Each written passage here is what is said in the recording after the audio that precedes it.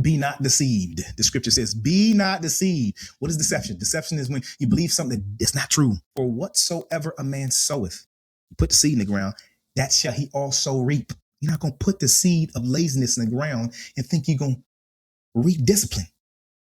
You're not going to put the seed of irresponsible spending into the ground and not reap debt.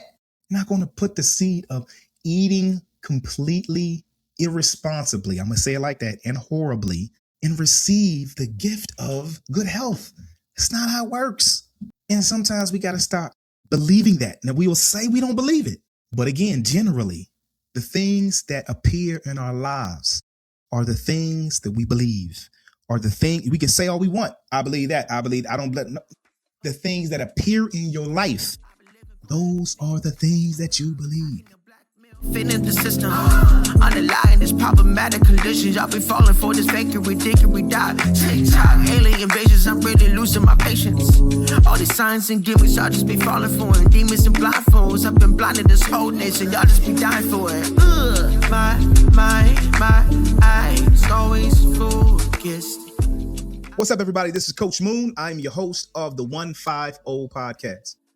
This is a podcast where we do not scratch the surface. We don't stay on the surface. We go deep. Okay, because in order to understand the deeper things in life, the deeper things that challenge us in areas that we don't like to share, that we don't want to talk about, the things where change really happens, if we can just get to them, you got to go deep. Got to go deep.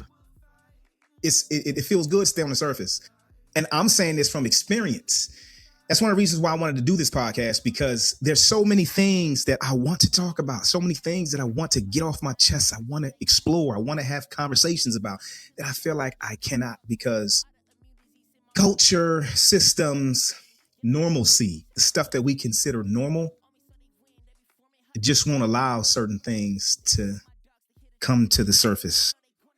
They stay real deep. These things stay deep. So this is a podcast where we don't like to stay on the surface. I want to go deep. I want to talk about things that make you uncomfortable. Yup. I want to talk about things that challenge us at our core. I'm going to talk about stuff that is going to make us feel uncomfortable sometimes, because in order for us to get breakthrough in life, a lot of times we got to get uncomfortable, y'all. And that's just the truth. So that's what this podcast is about. We talk about subjects from health, finance, spirituality. We talk relationship. We talk every aspect of life we're going to talk about, and we're going to go deep. So thank you so much for joining the podcast today. And today I want to talk about a topic that is uncomfortable for me. And I've had this conversation with several people, and I believe that it can be uncomfortable for a lot of people. If it's uncomfortable for you, then share, talk to me. I want to hear back from you. I want you to tell me some things that are challenging with what we're about to talk about tonight. We're going to talk about crash culture tonight. Crash culture. I often hear young people say this comment. They say, man, I'm crashing out, or man, you crashing out. They say that consistently. That's one of the slang words or phrases that young people use today. Older people starting to use it too. I've added it to my vocabulary. Crashing out. Crashing out. What does crashing out mean? It basically means that you've lost sight of what's important and you're wilding out a bit. You're making decisions that are in the heat of the moment. You're making emotional, rash decisions without really contemplating the consequences for the decision you made. That's it in a nutshell. But crash culture is something that I want to associate with three components in life that I think we have created normalcy around. We make normal.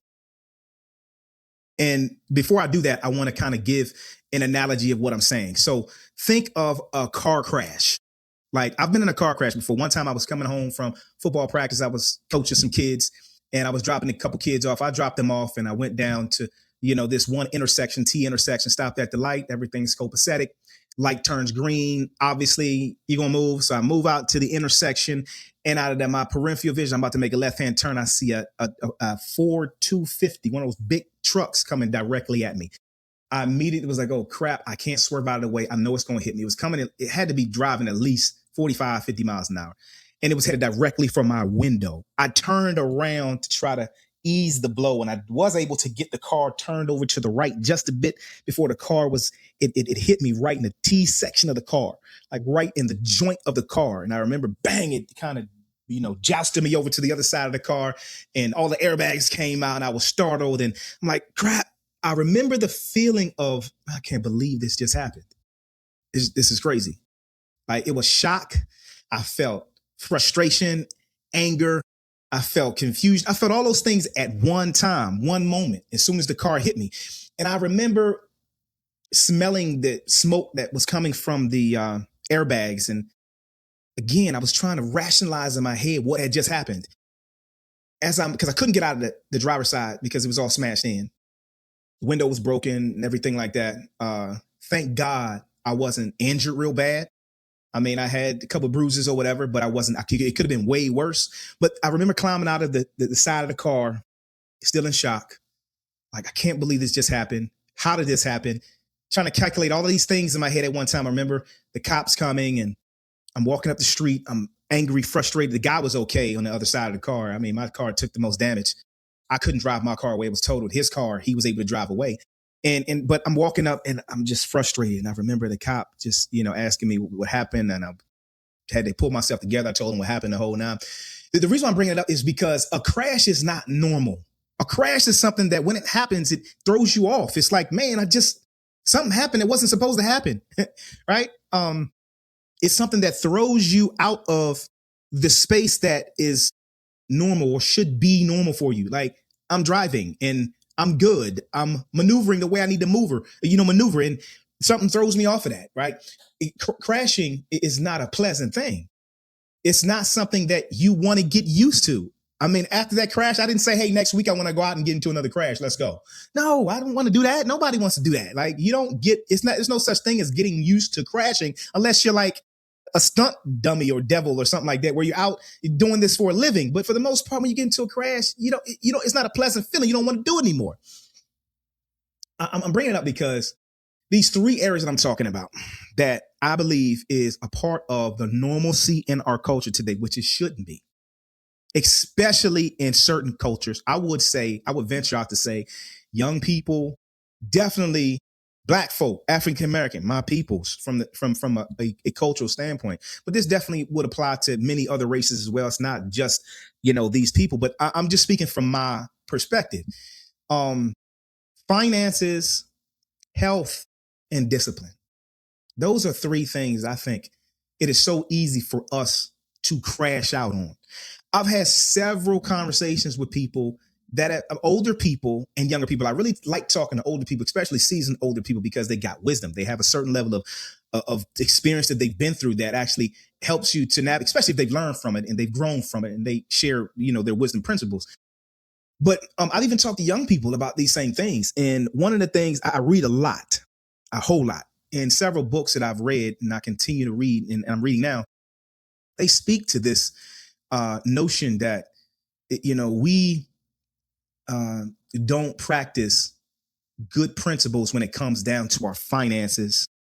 We basically have these moments that we don't think. We just get money and we spend it. As soon as I get it, I'm spending it. I don't care. I'm just going to take it and I'm going to do something that makes me feel good. Instant gratification is the best way to describe that. I remember coming up myself, the whole culture was based on how you look and how you can present yourself before people. So if you can look like you the man or the woman, if you can look like you got it together, if you look like you got more than everybody else, then generally you felt like you was the man or he was the woman. And we would do that by any means necessary. It didn't matter. It's like, look, if the sneaks cost $250 and I got a bill that's a cell phone bill, something else that's due, I'm getting those sneakers. I'm just going to it's like early Christmas for us was income tax. Oh my gosh. As soon as income tax come, we got these big old checks and we felt like we hit the lottery. We ordering out every night for a month. We're buying things that make us feel good about ourselves. Sneakers. I know sneakers was the thing for us. And clothes, video games, food, you name it. When it came down to how we looked from the outside, those are the things we paid the most attention to. That was the culture that I grew up in. So you couldn't hold on to things. You couldn't hold on to things of value, because the things, when it comes down to finances that are of great value, is the things that can produce more finances for you. Every book I read, when it comes down to people that are crazy successful when it comes down to finance, they talk about the same thing. If you are not disciplined with finances, you can't set yourself up for financial freedom. I mean, I didn't even understand the concept of financial freedom because it wasn't taught. The one book I'm reading, called The Miseducation of the Negro, it talks about, it's Black Labor, White Wealth by Dr. Claude Anderson. This book specifically talks about how in certain cultural environments, such as the Asian or the European or the just several other cultures outside of the Black culture in particular, that finances are taught or gathered more by contact than then we learn more by contact than we learn in school or we learn in education. And it's amazing how true that is to my context. I'm sure that some of y'all can relate with me. Some of y'all can't, but some of y'all can, right? Finances wasn't a big topic. It wasn't a conversation on how can I position myself so that I can have financial freedom where I don't have to worry about this one statement, begging from Peter to pay Paul. Sometimes I'm begging from Paul to pay Peter, and sometimes I'm paying neither. That was the whole catch line. It's this whole catch line. This thought of like, we're saying we're bad with finances and we're trying to put some type of soul on top of it. That's the nature of the game. And so, like, I mean, I can go real deep into this, but what I'm trying to point out is the fact that that's like having a crash. It's like crashing. Experiencing negative results. If you've ever gotten your electricity turned off, you ever got a car repossessed, if you ever had something shut off, some utility or something like that shut off in your home, or if you ever had to ask for gas money, if you ever had to beg somebody to help you to pay something or to buy food for yourself and the whole nine. And I'm not talking about people who get into legitimate financial struggles. What I'm talking about is the bad decisions that we make. We make bad decisions a lot of times based off of how we were brought up, this crash coach that we were brought up in. And so now we become used to it. It's just like getting in a car accident and getting into one over and over and over and over again. And I'm talking to people that have put themselves into financial strife based off of what they've been taught subconsciously through the culture that they've grown up around on a continual basis. It's like crash. We're so used to crashing. Just think of that for a second. You're crashing. I think it's a major issue. It's a major problem. People deal with not understanding the importance of, I'm talking the basics of financial freedom. We're not taught that. And the more I read, the more I see how not just major this is, but how many people struggle with this. I thought I was the only one. That as soon as I get some money, I would get excited about it and I'll go out and spend it as soon as I get it, as much as I get. And if it's a large sum of money, I think it changes my consciousness to a point where I'm good now. I got $50,000 in cash. I've had $50,000 in cash before, and I remember feeling like, I'm good. I'm good for the rest of my life. And I made the same decisions that I made before I got to 50,000, which was instant gratification. I'm going to take it and spend it as soon as I get it. The reality is this: if I was to look back at all of the stuff that I spent my money on, not one single thing do I have that is bringing any value to my life. None of it. Not one single bit of it. Not one. And that makes me humble to a certain degree. It makes me want to figure out, like, what am I doing? It's like we all hear the whole thought process of being insane, which is doing the same thing over and over and over and again, expecting a different result. But we go into these cycles and it's like culture, the things around us prompts us. They don't force us, but prompts, almost says, hey, this is important. It's important for you to look a certain way. It's important for you to present yourself a certain way, even if you're all over the place, even if your finances is toe up from the flow up, it's all good. Man, I went to Mexico, y'all, with my family some time ago, and it felt good. Man, we had so much fun in Mexico. We went on excursions. We had all you can eat buffets. We were on a resort, and we went ATVing.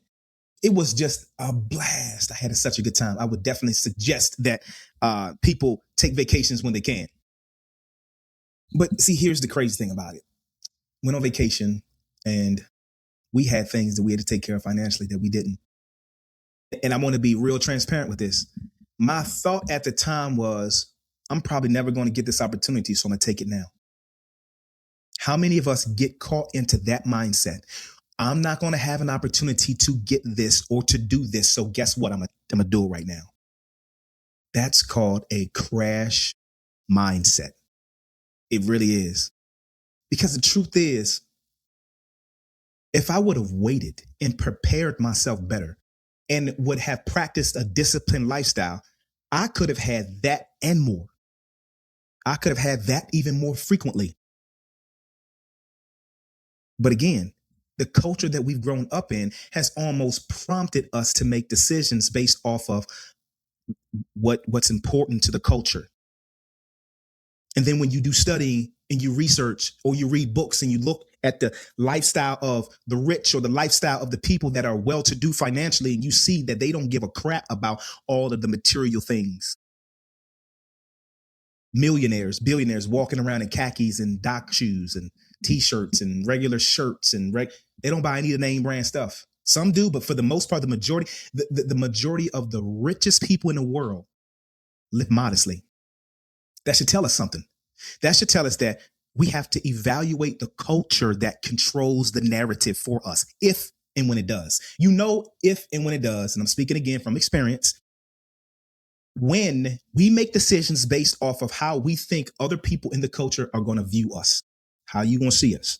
How are you going to respond to us? Look at me. Look at how I got it together. And the trap is when we get into that space, it's hard to get out because now we got to keep the image up. And that's one of the things that I know that we struggle with the most. Man, you see somebody on social media that's, hey, man, they doing it. Man, they got it together. Man, look at this and look at that and the whole nine, not understanding, have no idea what's going on the back end. And I've had this happen with me. People looking at me like, man, you the man, you got it together. And the crazy thing is I was making good money, but I didn't know how to, because of the culture I grew up in, manage my money the right way. And so I would end right back up in the same spot that I was in before I got the money or before I got whatever it was that was able to give me that blessing of material possessions or going places and things of that nature. Driving around in cars we can't afford, houses we cannot afford. But we the man, we the woman. Finances, crashing out. Health. I just got off a beautiful phone call with one of my brothers.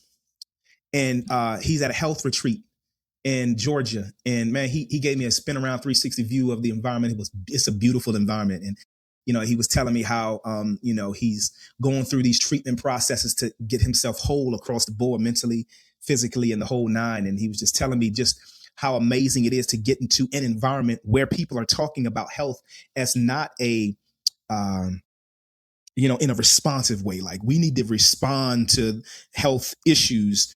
It's more of a proactive thing. Let's be proactive with things. Let's live a healthy lifestyle. A crash out lifestyle is when we are so numb to the destructive patterns and behaviors that we deal with on a daily basis, whether it's what we're eating, the lack of sleep, the lack of fresh food, fresh drinking water, fresh anything. Everything we eat is tainted, toe up from the flow up. A lot of it is fake, artificial, the whole nine. And we have no questions or concerns about it. A part of that conversation that I thought was like mind opening was the simple fact that we rely on faith, which we should. I'm not knocking faith, but we rely on faith where we should be relying on common sense. The scripture says faith without works is dead. That means if you ain't got works to back up the faith that you talk about, it's dead. You talk all you want. You say you want a healthy lifestyle, but if you live the opposite of what you say, it doesn't matter. And most of us are hooked on sugar, hooked on greasy, saturated foods, hooked on sweets and junk food. Like, in a couple of weeks, I'm gonna have my brother on here, Vinny Vegan. I follow his social media handles, and I've tasted some of his foods and drinks, and this brother is on fire when it comes down to just promoting a healthy lifestyle. And a lot of what he does is he campaigns against the negative stuff. We have kids that have all different type of psychological issues. We have kids and even adults that are hooked. And look, I'm not just saying this to say it. I even include myself in this equation, being hooked on crap. It's like, I gotta have this. I gotta eat it. I gotta eat it. Please give me some. Or I gotta eat this. Stuff that's killing us. Horrible foods. And it's not palpitating, headaches out of nowhere, aching pains and all this kind of stuff. And we live in an environment where information is prevalent. It's there for us. All we got to do is do the basic researching. But one of the things we talked about was the fact that it's not promoted. People don't, and I'm talking about in the environments that we are in every single day. I mean, church, work. I mean, I'm at work, and every time we have an event, there's pizza, cookies, candy, soda. Church, same thing. It's wherever, friends' houses for fellowships. It's the same thing. When food eating and stuff is a social construct. It's something where we do it because in social environments. So it's easy when you're in an environment where people eat junk, eat junk. It's reality. So you got your social construct it makes you feel good when you're like with people and you eating. And I'm not saying I love it. I love that myself. I like to, but there's many times when I got to get into certain environments and say, sorry, fellas, I can't eat that. And I'm going to be straight with it. It's hard sometimes because I'm the only one in the group eating salad by eating wings and hot wings and pizza and all this.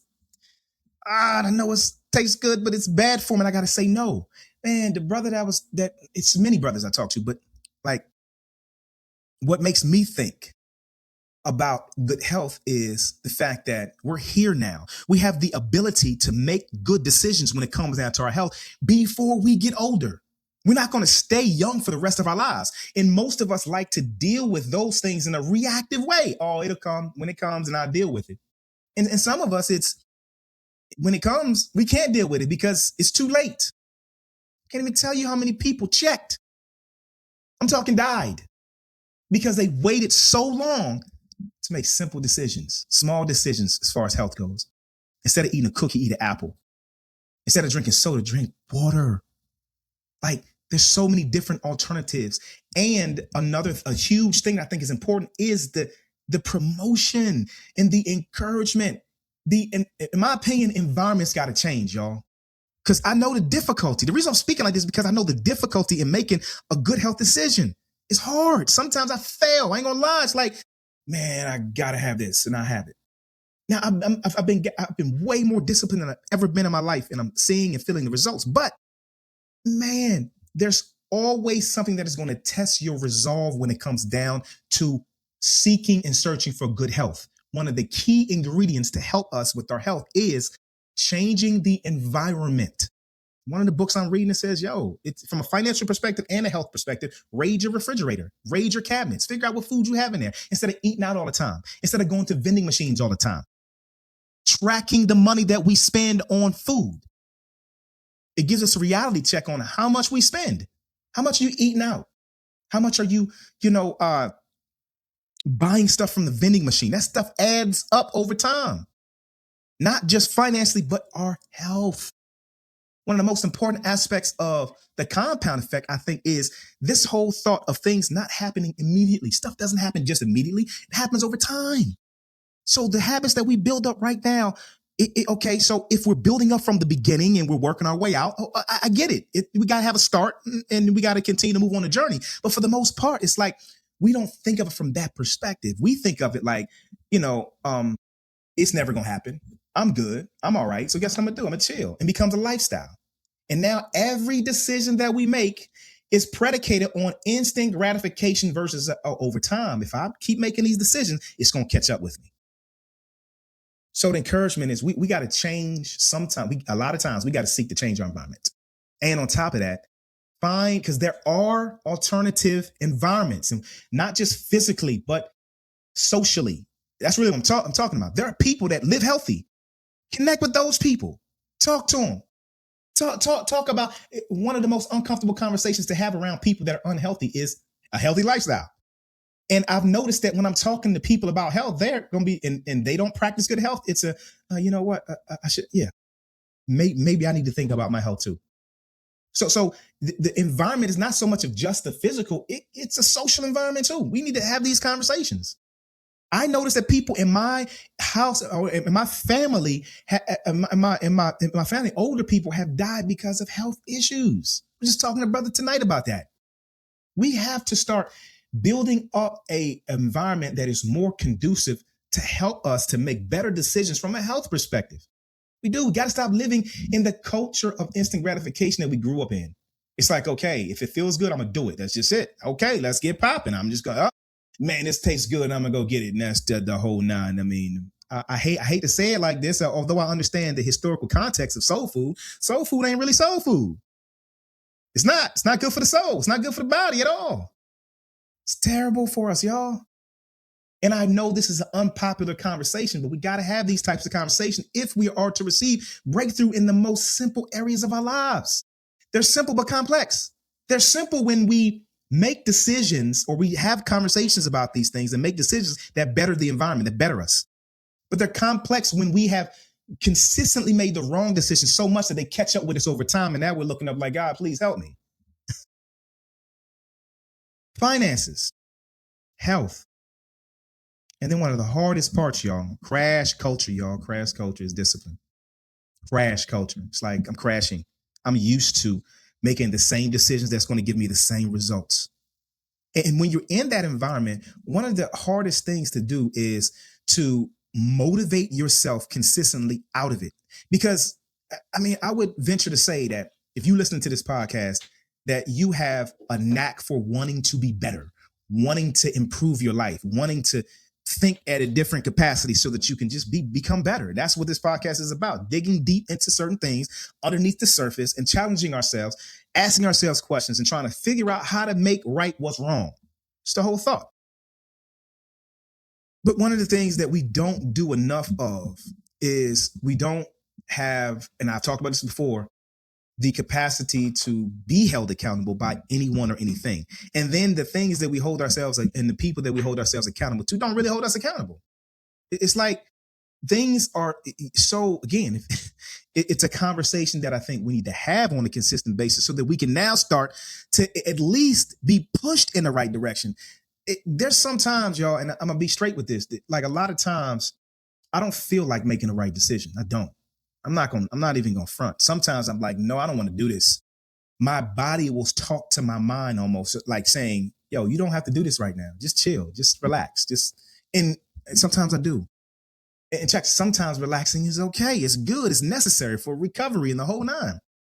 But when you think about the decisions that we make on a consistent basis, if we were able to calculate how many decisions we've said, oh, I'm gonna chill on, I'm gonna relax on, I'm just gonna chill out on, versus the decision that we say, nope, I'm gonna say no to, and I'm not gonna make that decision. If we can just do a calculation, I can almost guarantee if you look at your own life, for people who struggle in these areas, the decisions that we've given into and said, I'm just gonna chill, I'm all right, I'm good, outnumber and outweigh the decision where we say, nope, I'm gonna make the right decision. With that being said, like, what can we do to help ourselves? Right? Because at the end of the day, I can try to encourage as many people as I want. And I do. I encourage folk. Right? And I'm thankful for the ability and the responsibility of being able to encourage people. He created those environments for me. But at the same time, the most important person that you need to be encouraging and motivating is yourself. And sometimes that's hard, y'all. Up front is hard sometimes, especially when the environment around you is not conducive to where you're trying to go. Man, I was just thinking this the other day. It's like the things that we try to do to receive breakthrough in our lives, it's like walking up a mountain with a big rucksack on your back. Military security's big rucksacks with all of our equipment and everything like that in it. And battle dress uniform, BDUs, boots and the whole nine. Didn't matter what the weather was. We was trucking. And the more we were trucking up the hills and, and through different valleys and doing all the different training that we were doing, I would remember the thought sometimes of, why am I doing this, man? I'm tired. I want to chill, man. I could be at home chilling. I could be somewhere else. Man, this is monotonous. This gets on my nerves. But you were in the environment that was conducive for the mentality that was going to get you from start to finish. It's not like they was going to say, time out, break. Everybody can stop. You can go back to where you need to go. No, you were in the training. The environment was conducive for you to do what you had to do. So even if you didn't want to do it, you still did it anyway. That's the importance of an environment that is conducive for what you're trying to do. So it's vitally important for us to try to build that as much as possible. Sometimes that becomes the motivating factor. It's not the fact that we want to do it. Because sometimes, again, I don't want to do it. But it's the environment that I have created that challenges me, that says, yo, man, what's up? Let's go. Get up. Get going. You can't stay here for long. So even if I have moments, because we all do, where I'm like, man, I just need to chill. I'm going up that mountain. I need to sit down. Okay, sit down. I'm gonna sit down for a moment. We had rest moments in the military. It wasn't just all straight through and that was it. No, we had rest moments. But it's as I'm resting, I'm a rest, and then I have to be in a mindset of, okay, let's go. But I got to get up. I got to get moving. And that's the importance of creating an environment that challenges you to be motivated, not just because of your emotional intent. I want to do something, because you're not going to want to do it all the time. So it is creating, a lot of it is creating expectation.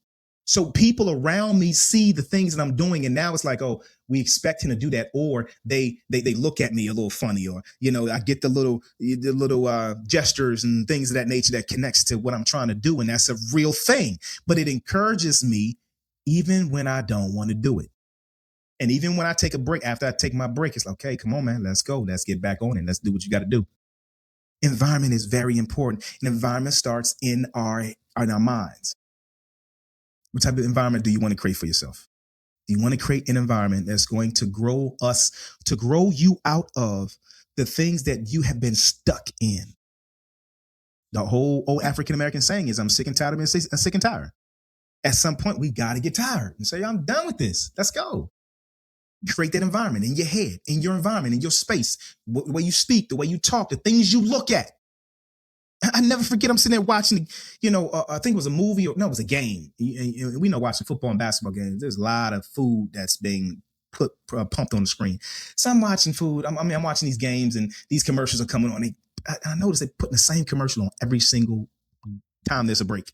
The same commercial, 4 or 5 commercials, but they always got to put that one in with that burger that looks so good. Man, that burger be looking like, goodness, I can take it off the screen. Fries be all crispy looking, and the drinks be all looking good, and they be giving all these it's colors and the whole nine. And a couple of days later, I'm like driving by a store, like, man, I want to get a burger. I need to get a burger. And in my mind, I'm thinking, I'm not suggested by. I don't follow those suggestions and the whole nine. But wait a second. The environment that I'm in, that I consistently put inside of my psychology, it influences me. It influences us. And so knowing that the culture that we in is counterproductive in reference to where we're trying to go, a lot of times, sometimes we got to put in our equation, hey, look, let me create some different expectations in here. Let me watch some different things. If we're talking about discipline, what is discipline? The basic level, this is my interpretation, basic level of discipline is being able to do something consistently that you do, even when you don't want to do it, where your emotions are not attached to the result that it's going to happen, because you connected to it. You're connected to it so much that it's just going to happen. It becomes light work. It becomes habit. It becomes something that you do on a consistent basis. If that's not a part of your environment, then one of the best things to do is to make it a part of your environment. So here's some practical things that we can do to make it a part of our environment. One of the things that I do that I think is really healthy for all of us to do is to read. Man, like, reading today is different than it was back then. I got books. I got a lot of books that I read, physical books. But I've read maybe 4 or 5 books over the last 6 months. They were audio books. Look, I'm not saying anything new. What I'm saying is, a lot of times we make things more complicated than they really are. We can read. And what we put in, it's like, I just read this book by Sean Stevenson called Eat Smarter. And to be honest, I'm reading this every day when I was reading the book. When I'm working out or when I'm walking my dogs or something like that, I'm reading. Every day I didn't want to, man, this is just a great book. No, sometimes I did it out of habit. It was just, I know what I got to do this today, so I'm going to do it. And I promise you, there's certain moments that will be inspirational where I'll be like, yo, that's deep, man. Whoa, I learned something. I'm going to implement that. Yo, it wasn't the entire book. There was certain nuggets within the book that I was able to grasp and say, yeah, I'm going to use this. And they helped me. I wouldn't have ever known where those nuggets were or experienced those nuggets if I didn't create the discipline to read the book, even when I didn't want to. And I still do that today with my other books. I finished several books in this 150 challenge that I'm doing. And every time I finish a book, I got to add another book. And the more I read, the more it challenges me to become better. We have to learn how to get used to challenges. We are so spoiled in the way in which we live our lives that challenges become impossible for us in our mind to want to approach. I don't want to approach this. I don't want, nope, forget all that. Because we are so comfortable in the lifestyle that we're used to, that culture again has said this is important. That's important. Blah, blah, blah. Had a conversation with my son. And I used to get real upset with him. If I think about it too hard, I get upset with him now. But just get real upset with him because I'm saying to him, like, yo, man, you got to learn how to work out without me motivating you. Like, why do I got to motivate you all the time to work out? Get your butt up and work out, man. You playing a video game more than you working out. Get up, go get popping. And the more I would need to motivate him, the more frustrated I would get until I just say, you know what, I'm going to take a break. And I took a break, y'all. I'm just transparent moment. I took a break. And I kind of sensed his spirit like, man, Dad, where you at? What's up? He didn't say that, but I sensed it in his spirit like, where you at, Dad? And I'm like, I ain't gonna say I'm not gonna do anything. I'm good. I'm just gonna keep doing what I'm doing. And I noticed that he started picking up on his time in the gym. I'm going down to my garage. I'm working out every day. I'm doing my thing, and he'll just pop up in the gym. He'll pop, I'm like, he'll pop up in the weight room and start lifting. And like tonight, he walked over to me and he pulled his muscle out, and his muscle bigger than mine now. And I'm like, dang, okay. And he said something to me. He said, "See, I don't think I'm working." And me and my wife, we laughed, but I thought to myself, it was a moment that stamped in my head that was like, you know what? There is a level of discomfort that he's starting to embrace. That was more encouraging than him doing well in a workout that I encouraged him to do. And that's what I'm talking about. It's one of the hardest places for us to be, is to become so used to the discomfort of developing out of these conditions that we put ourselves in, that it becomes normal to the point where results start to happen and we ain't making a big deal out of them because it's something we do every single day. Crash culture, on the other hand, teaches us that the opposite of what I'm saying is true. So now it's like we get used to crashing. We look at the results in our lives and we get upset. And I promise you, I get into certain spaces in myself where I get challenged at that level where it's like, oh, yeah, you thought you were good, didn't you? You thought you were okay. You thought you was doing a good job. And by all intents and purposes, I was. I've improved. But I just finished reading this book by David Goggins. It's called Never Finished. And I love reading this book. I read it multiple times, but I love reading it, especially when I'm working out. He curses a lot, but I don't care about that. I just think that the brother's life is powerful. And one of the things that he talks about a lot of is not being complacent with success, not being complacent with, I've done good. I've done a good job. The whole thought of the book is I'm never finished. When I get finished this, yep, I'm thankful, I'm grateful, but I ain't done, because it's a mindset. And that's hard, y'all. But the crash culture, again, I'm talking crash culture, will convince us that discomfort is not something we want to seek. If I'm uncomfortable, no, I'm good with all that. So we allow our finances to crash out. We allow our health to crash out. And we allow our lifestyle to crash out to the point where we have zero discipline. And then we look at our lives. I'm speaking first-hand experience, y'all. And we complain.